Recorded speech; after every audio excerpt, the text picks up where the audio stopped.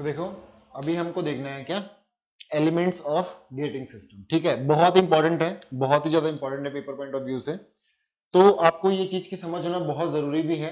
तो देखो सबसे पहले क्या करते हैं, इसको बोलते हैं हम क्या, देखो ये तो हमारी हो गई मोल्ड कैविटी, ये हमारी कैविटी होती है जिस भी शेप एंड साइज का हमें अपना ऑब्जेक्ट बनाना होता है, तो ये होती है हमारी क्या, मोल्ड कैविटी। ठीक है, तो हम स्टार्ट करते हैं कहां से, यहां से स्टार्ट करते हैं। तो पहले हम ये बनाते हैं, उसके बाद हम ये गेटिंग एलिमेंट्स बोलते हैं इनको, ये गेटिंग एलिमेंट्स हम क्या करते हैं, बाद में ऐड करते हैं। ठीक है, बाद में ऐड करते हैं। अब देखो ये जो पोरिंग बेसिन है, ये जो पोरिंग बेसिन है, सबसे पहले हम लिक्विड मोल्टन मेटल को क्या डालते हैं, इस पोरिंग बेसिन में डालते हैं। लिक्विड मेटल आप यहां से लेके आए, इसको लैडल से लेके आए, लैडल का मतलब जिसमें हम मोल्टन मेटल को लेके आते हैं। ठीक है, लैडल को लेके आए, आपने लिक्विड मोल्टन मेटल को कहां डाल दिया, इसमें डाल दिया। सबसे पहले सीधा यहां ही डालते, सबसे पहले इसमें डालते हैं। अब इसमें डालने से क्या होता है कि उसकी क्या होती है, वेलोसिटी जो ये है, अब ये इजी ऐसे फ्लो करेगा, ये ऐसे फ्लो करेगा, तो यहां पे इसकी क्या हो जाती है, वेलोसिटी थोड़ा कम हो जाती है यहां से। ठीक है, और मतलब स्मूथली यूनिफॉर्मली फ्लो करता है इसकी वजह से। ठीक है, तो पहले हम क्या करते हैं, पोरिंग बेसिन में डालते हैं। यहां पे एक स्ट्रेनर लगा होता है जिसको हम छन्नी बोलते हैं। यहां से उसमें अगर कोई भी बड़ी पार्टिकल्स हैं, कुछ उसमें इंप्योरिटीज हैं, तो वो इंप्योरिटीज कहां पे जाती है, यहां पे स्ट्रेन ऑफ हो जाती है इंप्योरिटीज। अब ये होता है हमारा क्या, स्प्रू।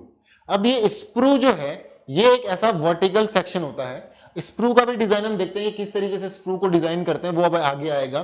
तो स्प्रू जो होता है ऐसे वर्टिकल होता है, जनरली सिलिंड्रिकल शेप का भी होता है, सिलिंड्रिकल शेप का होता है, टेपर्ड सिलिंड्रिकल शेप का होता है। ठीक है, तो ये स्प्रू जो होता है, ये किस किस, अब देखो क्वेश्चन कैसे बनता है, वो क्वेश्चन दे देगा कि स्प्रू जो है वो किसको किसको कनेक्ट करता है आपस में। तो ये क्या करता है, रनर को और पोरिंग बेसिन को क्या करता है, आपस में कनेक्ट करता है। ठीक है, रनर को, ये रनर हो गया, और ये पोरिंग बेसिन को क्या करता है, आपस में कनेक्ट करता है। ठीक है, तो स्प्रू की हेल्प से ये जो है, ये मोल्टन मेटल क्या जाता है, नीचे जाता है।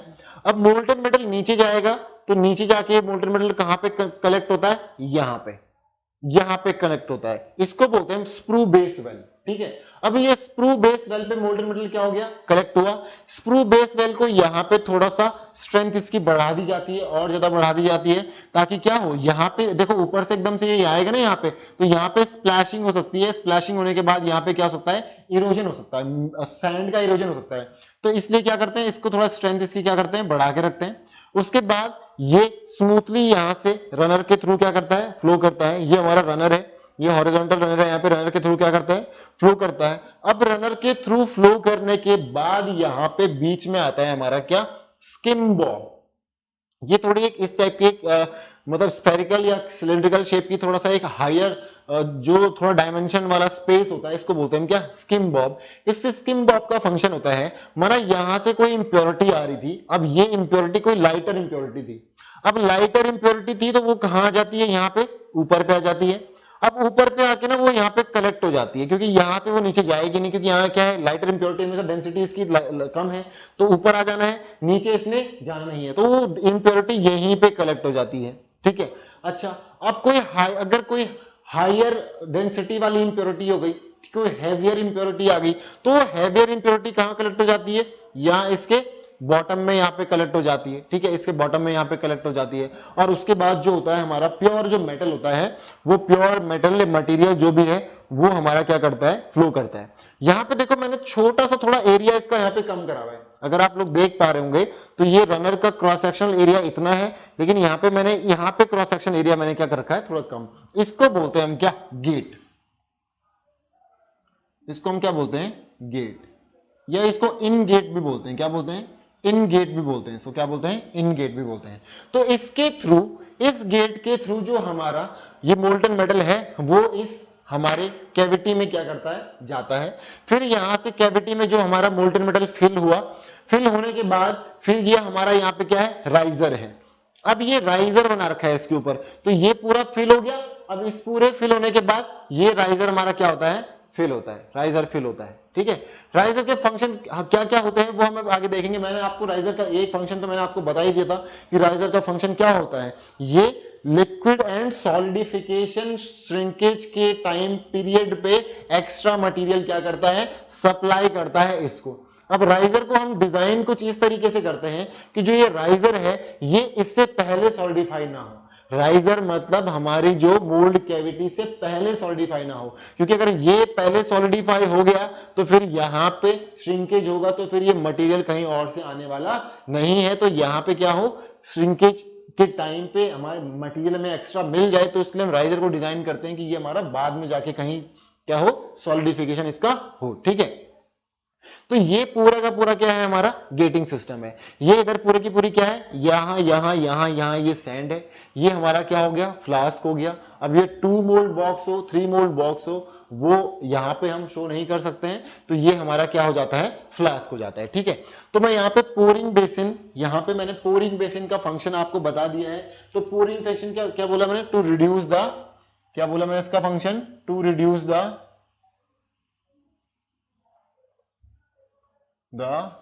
velocity of liquid molten metal।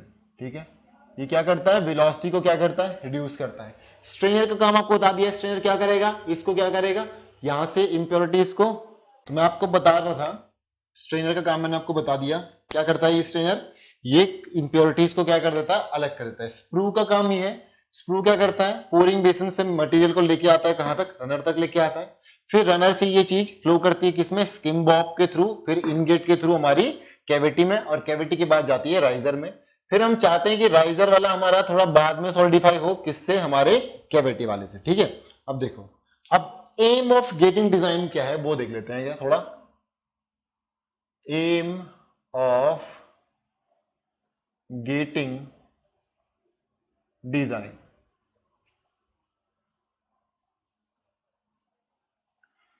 M of क्या है, गेटिंग डिजाइन। ठीक है, तो हम गेटिंग डिजाइन, जो हम ये गेटिंग सिस्टम जो बना रखा है, ये गेटिंग सिस्टम को हमारा डिजाइन करने के पर्पस क्या क्या है। तो सबसे पहला पर्पस तो ये है कि हमारा जो liquid molten metal, liquid molten metal should enter the cavity with optimum velocity। अब ये ऑप्टिमम वेलोसिटी क्या है, देखो लिक्विड मोल्टन मेटल जो है वो हमारा कैविटी में एंटर करना चाहिए कुछ ऑप्टिमम वेलोसिटी। ऑप्टिमम वेलोसिटी का मतलब क्या हो गया, ऑप्टिमम वेलोसिटी डिपेंड करेगी किस पे, कि हम किस चीज की कास्टिंग कर रहे हैं। किसी सिस्टम में किसी मटेरियल के साथ हमें चाहिए, हो सकता है कि हमें वेलोसिटी ज्यादा चाहिए हो, हमें जल्दी पहुंचाना हो यहां तक। किसी में चाहिए होगा कि हमें ये आराम आराम से पहुंचाए, जैसे अगर जिसकी फ्लूइडिटी माना कम होगी, तो जिसकी फ्लूइडिटी कम है तो वो तो अपने आप ही फ्लो नहीं करना चाह रहा है मटेरियल, तो हम उसको थोड़ा सा फास्ट वहां तक पहुंचाना चाहेंगे।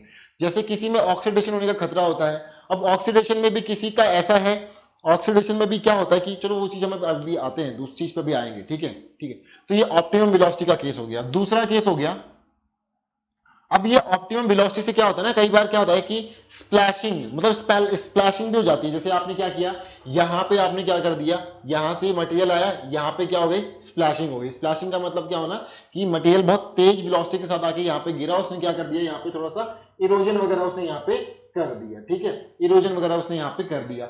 या फिर यहां से मटेरियल हमारा ज्यादा हाई वेलोसिटी के साथ आया और उसने क्या कर दिया, यहां पे उसने क्या कर दिया, इरोजन कर दिया। ठीक है, तो इस चीज को भी हमें ध्यान में रखना है। दूसरा हमारा जो ऑब्जेक्टिव रह जाएगा वो रह जाएगा कि molten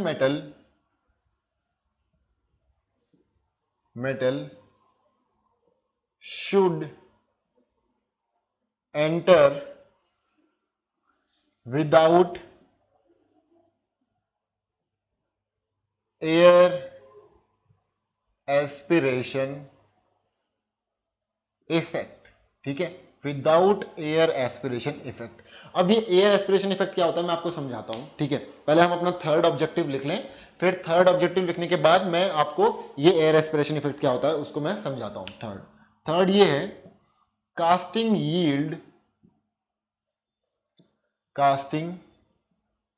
yield should be should be maximum. Casting yield क्या होनी चाहिए? मैक्सिमम होनी चाहिए। ठीक है, अब ये कास्टिंग यील्ड क्या होती है ये भी मैं आपको समझाता हूं। तो यहां से मैं आपको डिफाइन करने वाला हूं। पहला मैं डिफाइन करता हूं यहां पे आपके लिए एयर एस्पिरेशन इफेक्ट।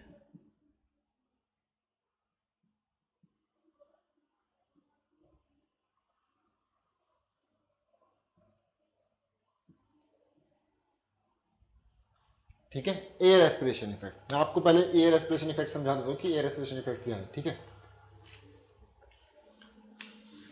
देखो, atmospheric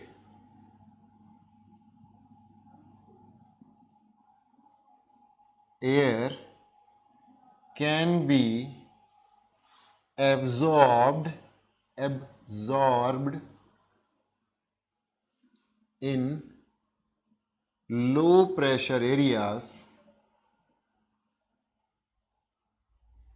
of the gating system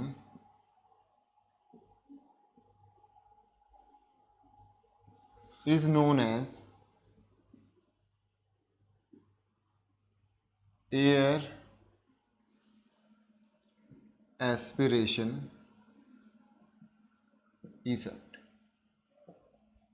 देखो, इसका मतलब क्या है, ध्यान से सुनो। यहां पे माना मैं बात कर रहा हूं किसकी, मैं रनर की बात कर लेता हूं, रनर की मैं बात कर लेता हूं। अगर यहां पे देखो, ये हमारी चारों तरफ क्या है? सैंड है। सैंड के अंदर क्या होता है? पोर्स होंगे। ठीक है, सैंड में पोर्स होंगे, खाली जगह होगी वहां पे। ठीक है, यहां पे सैंड के पोर्स के अंदर क्या भरी होगी? ऐसे करके एयर भरी होगी ना, यहाँ पे हर जगह क्या होगी? एयर भरी हुई होगी। अब आपने यहां से लिक्विड मोल्टन मेटल डाला। अब वो माना वो लिक्विड मोल्टन मेटल बहुत हाई वेलोसिटी के साथ यहां से पास हुआ। लिक्विड मोल्टन मेटल यहां से बहुत हाई वेलोसिटी के साथ क्या हुआ? यहां से वो क्या हुआ? पास हुआ। अब जब वो बहुत हाई वेलोसिटी के साथ यहां पे पास होगा, तो आपको पता है कि अगर वेलोसिटी किसी भी जगह पे, अगर मेरे फ्लो की वेलोसिटी अगर मेरी बहुत हाई हो, तो आप एनर्जी इक्वेशन से जानते हो कि वहां पे मेरे क्या हो जाएगा? प्रेशर क्या हो जाएगा? बर्नौली इक्वेशन या एनर्जी इक्वेशन, आपको पता है कि वहां पे क्या हो जाएगा? प्रेशर क्या हो जाएगा? लो हो जाएगा। तो यहां पे अगर मेरा वेलोसिटी अगर मेरी बहुत हाई है, तो यहां पे प्रेशर क्या हो जाता है? लो हो जाता है। अब ये प्रेशर यहां पे लो हुआ, तो प्रेशर के लो होने की वजह से यहां पे प्रेशर माना एटमॉस्फेरिक प्रेशर से कम हो गया, या जो सैंड के अंदर जो एयर यहां पे ट्रैप हो रखी है, इस एयर के प्रेशर से क्या हो गया? यहां पे प्रेशर कम हो गया। तो हमारा यहां से एयर क्या करने लग जाएगी? इसमें एयर का इनफ्लो हो जाएगा। इसमें एयर का क्या हो जाएगा? इनफ्लो होने लग जाएगा। अब एयर का इनफ्लो होगा हमारे किसमें? लिक्विड मोल्टन मेटल में। लिक्विड मोल्टन मेटल में हमारा एयर अगर मिक्स हुई बाहर से, तो वो एयर क्या हो जाएगी? इस मोल्टन मेटल में क्या हो जाएगी? ट्रैप हो जाएगी। और इस मोल्टन मेटल में एयर ट्रैप होके वो चीज कहां जाने वाली है? वो चीज जाने वाली है हमारी यहां इस कैविटी के अंदर। और वो एयर इस कैविटी के अंदर मोल्टन मेटल के साथ यहां पहुंचेगी, और यहां वो क्या जनरेट कर देगी? वो गैस डिफेक्ट्स बनाएगी। एक तो वो गैस डिफेक्ट्स बनाएगी, दूसरा वो क्या कर देगी? इसका ऑक्सीडेशन भी कर सकती है मोल्टन मेटल का, है ना। ऑक्सीजन के साथ रिएक्ट करके क्या कर देगा? वो ऑक्सीडेशन कर देगा। ऑक्सीडेशन कर देगा तो फिर यहाँ पे, अब जैसे कि आपके पास फेरस मेटल्स हैं, ठीक है, फेरस मेटल्स हैं। अब फेरस मतलब उनमें आयरन प्रेजेंट है। आयरन जैसे ही मोल्टन स्टेट में एयर के कांटेक्ट में आएगा, तुरंत क्या बन जाएगा? वहां पे फेरस के ऑक्साइड्स बन जाएंगे। अब फेरस के ऑक्साइड्स अगर बन गए वहां पे, हमारे फेरस के ऑक्साइड्स बन जाएंगे, तो वो ऑक्साइड्स फिर यहां ट्रेवल करेंगे, इस एरिया में कैरी करेंगे। अब फेरस के केस में तो चीज ठीक होती है कि फेरस के जो ऑक्साइड्स होते हैं उनकी डेंसिटी आयरन से क्या होती है? कम होती है। जैसे अगर मैं स्टील की बात करूं, आप स्टील की कास्टिंग कर रहे हो, ठीक है, क्या कास्ट आयरन की अगर आप कास्टिंग कर रहे हो, और वहां पे अगर ऑक्साइड्स का फॉर्मेशन हो जाता है, तो Fe के केस में, फेरस मेटल्स के केस में, Fe के केस में हमारे जो फेरस ऑक्साइड्स होते हैं वो कैसे होते हैं? लाइटर होते हैं। और वो फेरस ऑक्साइड यहां से ट्रेवल करते करते करते करते फाइनली कहां पे कलेक्ट हो जाएंगे? वो इस पे, हमारा यहाँ पे जो भी यहाँ पे राइजर है, राइजर के टॉप पे क्या हो जाएंगे? वो कलेक्ट हो जाएंगे। और उनको आप क्या कर दोगे? यहां से आप उनको बाहर हटा सकते हो। तो इसके केस में हम वेलोसिटी क्या कर सकते हैं? इंक्रीज कर सकते हैं। और वेलोसिटी हम इंक्रीज करने का एक और रीजन भी होता है कि जो आयरन है, फेरस जो मटेरियल्स हैं हमारे, इनकी क्या हो जाती है? फ्लूइडिटी क्या होती है? लो फ्लूइडिटी। फ्लूइडिटी किसकी प्रॉपर्टी है? मोल्टन मेटल की फ्लो होने की एबिलिटी फ्लूइडिटी कहलाती है। वहीं अगर मैं बात करूं एल्यूमिनियम की, तो एल्यूमिनियम के केस में एल्यूमिनियम के केस में हमारे जो एल्यूमिनियम के ऑक्साइड्स होते हैं Al2O3 वगैरह जो हैं, जो एल्यूमिनियम के ऑक्साइड्स होते हैं वो होते हैं हैवियर देन एल्यूमिनियम। वो क्या होते हैं? Heavier than aluminium. तो अगर यहाँ पे मैंने इसकी वेलोसिटी हाई रखी और यहाँ से एयर एब्जॉर्ब हुई, उस एयर एब्जॉर्ब होने की वजह से यहाँ पे ऑक्सीडेशन हुआ और वो ऑक्साइड्स यहाँ पहुंचे, तो वो ना अब यहाँ नीचे कलेक्ट होंगे। तो जो एल्यूमिनियम के केस में जो ऑक्साइड्स हैं वो यहाँ नीचे कलेक्ट होने वाले हैं, वो यहाँ कलेक्ट होने वाले नीचे। अब वो यहाँ नीचे अगर कलेक्ट होंगे तो यहाँ पे फिर क्या होने वाली है? प्रॉब्लम होने वाली है कि यहाँ पे नीचे ऑक्साइड्स की लेयर बन जाएगी और उसकी वजह से फिर हमें क्या करना पड़ेगा? एल्यूमिनियम के ऑक्साइड्स क्या होते हैं? बहुत ज्यादा हार्ड होता है। Al2O3 जो सेरामिक्स होते हैं वो बहुत ज्यादा हार्ड होते हैं, तो फिर यहाँ पे हमें फिर प्रॉब्लम फेस करनी पड़ सकती है। इसलिए एल्यूमिनियम वगैरह के केस में हम क्या करते हैं? अपनी वेलोसिटी क्या रखते हैं? वेलोसिटी रखते हैं कम। एल्यूमिनियम की वैसे भी फ्लूइडिटी ज्यादा होती है, तो आप वेलोसिटी कम रखो तो आराम से फ्लो करेगा। इसकी फ्लूइडिटी कम है तो इसकी वेलोसिटी हम क्या रखते हैं? ज्यादा रखते हैं। इसमें एडवांटेज ये है, यहाँ पे इसके जो ऑक्साइड होते हैं वो क्या होते हैं? लाइटर होते हैं और ये हमें यहाँ पे ऊपर पे कलेक्ट हो जाता है। ठीक है, तो ये हो गया हमारा, ये हमारा हो गया आपका मतलब हमने गेटिंग सिस्टम के बारे में देखा कि गेटिंग सिस्टम में हमारे क्या क्या एलिमेंट्स हैं, उन गेटिंग सिस्टम का हमारा डिजाइन करने का हमारा एम क्या क्या है। ठीक है, अब मैंने आपको बताया क्या? Air aspiration effect. आपको मैं एक और चीज यहाँ पे बताऊं जो मैंने यहाँ पे पॉइंट नंबर 3 डिस्कस किया था, इसको मैं यहाँ से मिटा देता हूँ, इसको ध्यान रखना है इस चीज को। हमने यहाँ पे डिस्कस किया, एक टर्म यूज की क्या? Casting yield. क्या टर्म यूज की? Casting yield. ठीक है, अब ये कास्टिंग यील्ड क्या होता है? देखो मैंने बोला casting yield should be maximum. अब भाई इसको मैक्सिमम रखना है तो मैक्सिमम क्यों रखना है वो अभी आपको यहाँ पे समझ में आएगी कहानी। तो दूसरा जो हमारा पॉइंट रहेगा यहाँ पे वो होगा कास्टिंग यील्ड।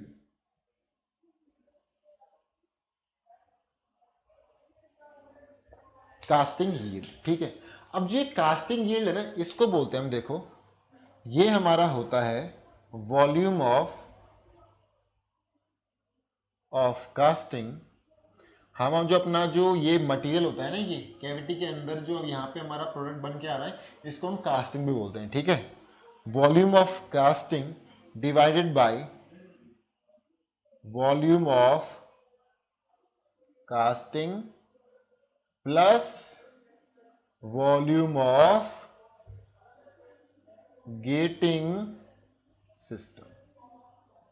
देखो, volume of casting divided by volume of casting plus volume of gating system into 100, इसको क्या बोलते हैं हम? कास्टिंग यील्ड बोलते हैं। अब ये बोलना क्या चाह रहा है? ये कंपेयर कर रहा है बेसिकली, कास्टिंग यील्ड कर क्या रही है? ये कंपेयर कर रहा है इस कास्टिंग, जो हमारा फाइनल प्रोडक्ट है, जो हमारी कास्टिंग है, उसके वॉल्यूम को ओवरऑल गेटिंग सिस्टम के वॉल्यूम से, कि ये जो हमारा वॉल्यूम है ये ओवरऑल गेटिंग सिस्टम के वॉल्यूम का कितना परसेंट है। हम क्या चाहते हैं कि ये क्या हो? मैक्सिमम हो। क्यों मैक्सिमम हो? क्योंकि जब बाद में हमारी कास्टिंग बन जाएगी, जब हमारा प्रोसेस ये पूरा का पूरा हो जाएगा, उसके बाद हमें राइजर को काट के फेंकना पड़ेगा, उसके बाद ये पूरा का पूरा हमें यहां से काट के फेंकना पड़ेगा, ये पूरा का पूरा इधर का पोर्शन जो है, ये पूरा का पूरा ये वाला पोर्शन जो है, ये हमें काट के फेंकना पड़ेगा। अब अगर हमें काट के फेंकना पड़ेगा तो इससे पहले बात तो हमें यहाँ से क्या करनी पड़ेगी? इसकी मशीनिंग करनी पड़ेगी। मशीनिंग करने के बाद हमें क्या करना पड़ेगा? इसको फिर इस वाले पोर्शन को फिर से मेल्ट कराना पड़ेगा। तो हम चाहते हैं कि ये जो हो हमारा क्या हो? मिनिमम आए।